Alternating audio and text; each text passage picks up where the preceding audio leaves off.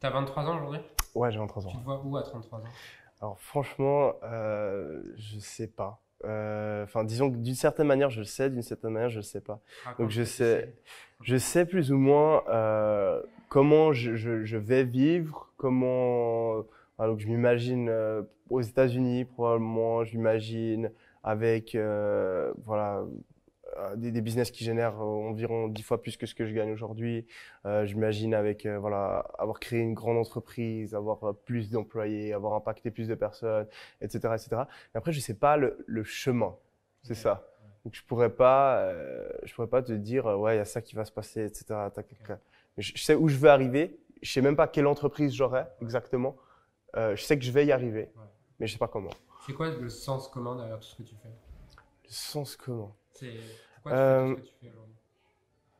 Parce que j'aime le business. De base, je suis quelqu'un de très compétitif. Ça Ah, s'est ok. perdu un petit peu là avec le temps. Mais quand j'étais gamin, j'étais vraiment fou. Genre, je me rappelle, j'ai commencé à jouer au foot. L'entraîneur, je lui donnais des coups de poing pour récupérer la balle. Genre, et si j'arrivais pas à toucher la balle, je pleurais. Genre, j'étais vraiment maladement, je sais pas si ça se dit, compétitif. Et donc du coup, il y a ça, je pense, en moi. Et après, il y a juste que si je suis pas en train de me challenger, si je suis pas en train de progresser, en Mhm. fait, je déprime. Et ouais, en fait, dans ma vie, j'ai essayé de, à des moments de ma vie, genre, j'avais pas de projet ou j'avais pas une activité, et c'est vraiment les moments où j'ai déprimé. Donc que ce soit me challenger dans le sport ou dans un jeu vidéo ou dans je sais pas quoi, il faut que je me challenge quelque part.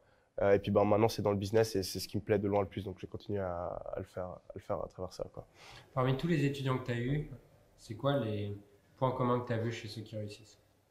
Alors ben déjà Euh, il y a la persévérance. Ouais, Ça, c'est le cliché, tout le monde en parle. C'est la vérité, c'est ouais, logique.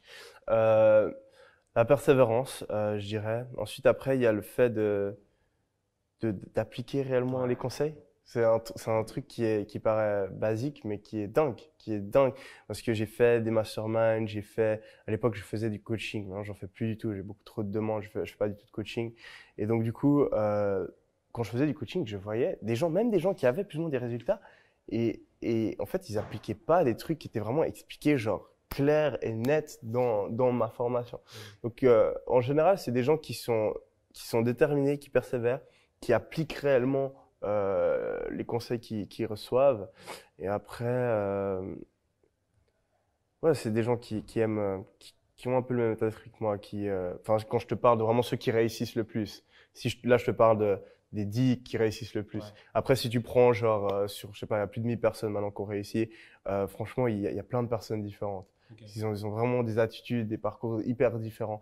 Mais il faut vraiment avoir cette persévérance et aussi vraiment des vraies raisons de vouloir réussir. Pas juste Ouais. le faire comme ça, mais savoir vraiment pourquoi on a envie de réussir, que ce soit personnel par rapport à d'autres personnes, etc.